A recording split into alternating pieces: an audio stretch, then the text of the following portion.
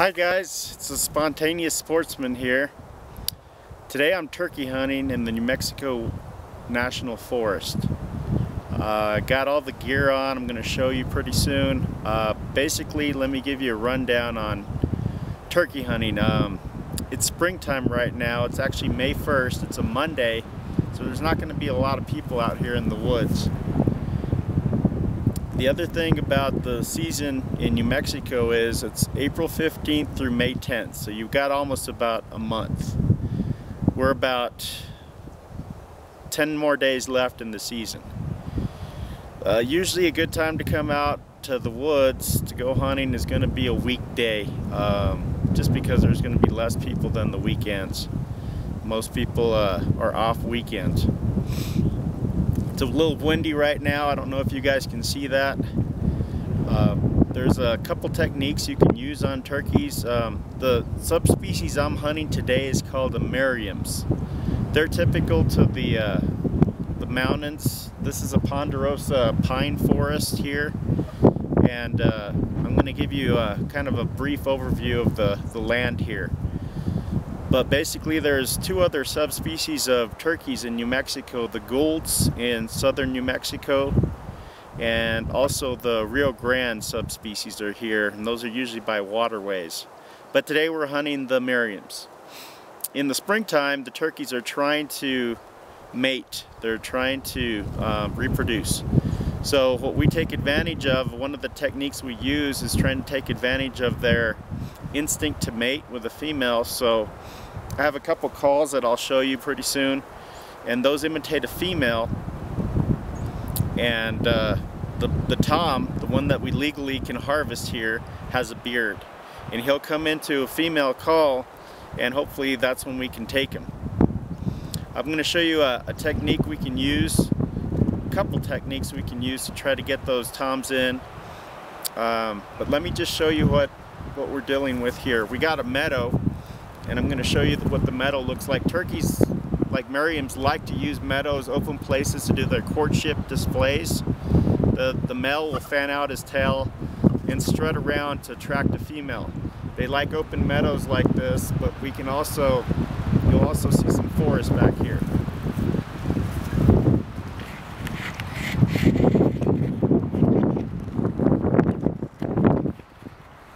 So this is the open meadow that's adjacent to the forest.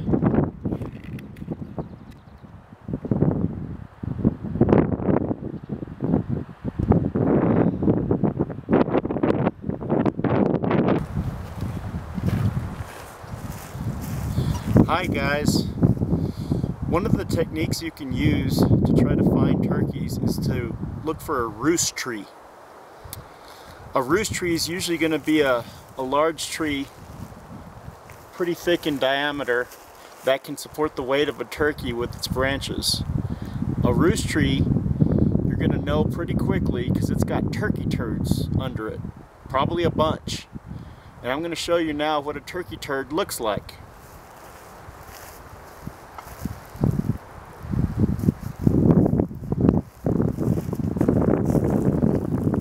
That, my friends, is a turkey turd. Looks like a puffy Cheeto. If it's white like this, that means it's old. Turkeys were here in this tree a while back. Maybe they haven't been using it recently. But if you see something that looks like a puffy Cheeto that's pretty green and not hard like this, it's going to be soft and green. That means that a turkey's probably used this tree pretty recently. Okay? Turkeys want to get off the ground, away from predators like coyotes and bobcats at night. They're not going to stay on the ground at night. They roost in a tree, they sleep up in the tree. Okay, they fly up. Usually at sunset, they're going to fly up into this tree, they'll stay there all night, and then at sunrise, they're going to come back down and start going looking for mates or feeding. Okay? If you find a bunch of these under a tree, you've found a roost tree. Now then you got to find out, is it being used currently or not? A roost tree is a motel for turkeys. Okay? There might be 2 or 3 in there. And what you do is, once you find your roost tree, you know you can come back the following morning and try to call, set up a decoy and call close to the roost tree, but not close enough for the turkey to see you. Because if it busts you, it's not going to come into a call. Okay, if it actually sees you walking around. So once you find your roost tree, you come back the next morning before sunrise, before he's on the ground, and you set up your decoy where he can't see you, and then you call him into you. The thing about the roost tree is sometimes they won't use the exact same tree that you found the night before. They might switch trees, maybe close by. But if you're by an active tree, it's going to be nearby. When you come in the dark in the morning, you can call, maybe with a hoot owl call or a barred owl call, and locate him, or raven call. He's going to gobble when you use that call. That's a locator call. And you'll know what tree he's in when you do that. I wouldn't do it excessively, but once he gobbles, you know what tree he's in. Don't go anywhere near that tree. Set up close by, but someplace he's not going to see you. And then when he hits the ground, you call him right into your decoy. You got yourself a tom. That's what we call a male turkey, a tom. It's got a beard. In the springtime, you can only harvest a turkey with a beard. Now there are hens that have beards. They're kind of rare. But if you kill a hen that has a beard in the spring, it's legal. Anything that's got a beard is legal in the springtime. In the fall, it's a different story here in New Mexico. But in the spring, you're looking for a bearded turkey, and that's your legal turkey. So, puffy Cheeto. Look for these, and then set up by there.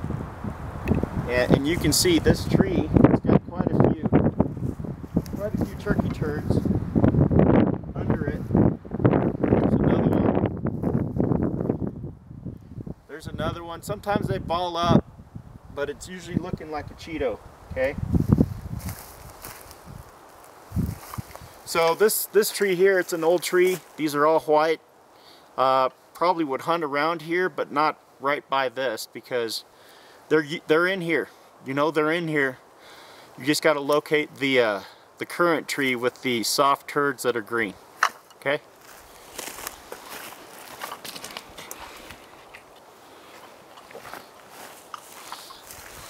Let me go over the gear I'm using real quickly. Got a hat. It's got a light built into it. Camo. I got ear muffs to dampen the noise if I shoot. I don't want to be deaf when I'm 50 or 60. So I have these ear dampening muffs, but they also have an electronic device in here that amplifies the sound so I can hear better with these on, and then when I shoot, it kills the gunshot so I don't go deaf. Face mask, very crucial. Get a face mask you can see through, but that turkey, if he sees your white skin, if he sees any skin, he's gonna not come in. Okay, I should have gloves on too. Usually use gloves. Got a turkey vest here. It's got all the calls in it. So this is what's known as a box call. It's made by Quaker Boy. It's called the Grand Old Master. So it looks like a box, and what you do is you chalk this up on the inside walls. If you can see that, chalk the inside walls up, and then the striker part goes back and forth and kind of makes a sound like a turkey. Okay, that's a box call.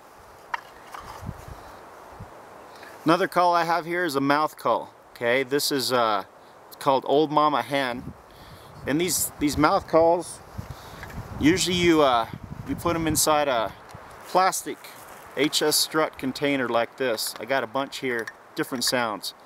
These mouth calls are wonderful, and I'll show you why later. I'll demonstrate this later. There's also another call called a striker. So it's a slate call, but you use a striker on it. So this is the slate. It doesn't necessarily have to be made of slate, but use your striker on your slate call, and you produce the sound of a hen. And there's different strikers that I have you know, there's this one, and I got this one, this one,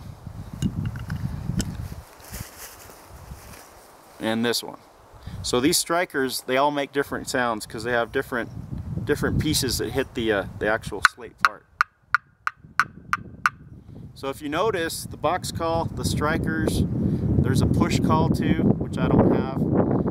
You have to move your hand, and that motion is what the turkey can see. So I'll show you a technique later that you can get by that. Also have chalk in this vest. Usually this call just hangs here by this carabiner. Okay. The vest has pockets. Another crucial piece of equipment that you guys can use is a GPS. I usually mark the Jeep where I'm parked. That way I can go back to it no matter how far in these woods I go. I'll always go back as long as I have battery life. So that's the other thing I have is extra batteries. Also good, the GPS is also good for sunrise, sunset right when you're standing. So in New Mexico we can hunt a half hour before sunrise and a half hour after sunset. This will let you know, keep you legal exactly where you're standing. Okay. Another piece of equipment I have, let's say that gobbler's not coming in to hand calls. This is a gobble call. It imitates a gobble. He's going to think it's another gobbler, and if he's a mature tom, he's going to come in and try to kick its ass to get the hen. So this is something that if he's hung up and he's not coming into you for whatever reason, if you gobble, sometimes you can get him in using this call. In the back of this vest, I don't know if you guys can see that or not, but there's this flap here, and I can fasten that to a button up there, and then when I want to sit down, I let that fall and I sit down on this flap right here. Also back here is a turkey decoy. So I set this turkey decoy up, I'll show you. It's a hen. I set it up and hopefully lure him in, and that visual is going to lure him in all the way. Turkeys have very good vision, and that's why they're so fun to hunt, guys. They got great vision, they got great hearing, they're a very smart, intelligent bird, and so you got to use everything you can to try to get around that. That's why I have this ghillie suit. It's kind of a ghillie suit. It's got all these leaves on it. Got it from Bass Pro Shops. It's a redhead suit, so it's the top and then the bottom too, the pants. And this will imitate a leaves in the wind, and you put your back against that tree and you're calling, he's not going to see you, and that's crucial. The other piece of gear that's crucial is the weapon you're going to use. So let me show you that real quick. This is a Beretta shotgun, 12 gauge. It's got different chokes you can put in here on the end. This 12 gauge is called an Xtrema 2. Okay, it's got a recoil kickoff system, so it doesn't hurt your shoulder when you kick it, when you shoot it, I mean. And it's got a sling. That sling's very, very important, because when you're walking through these woods, you don't want to be carrying this all the time. You sling it around your shoulder and forget about it. Okay.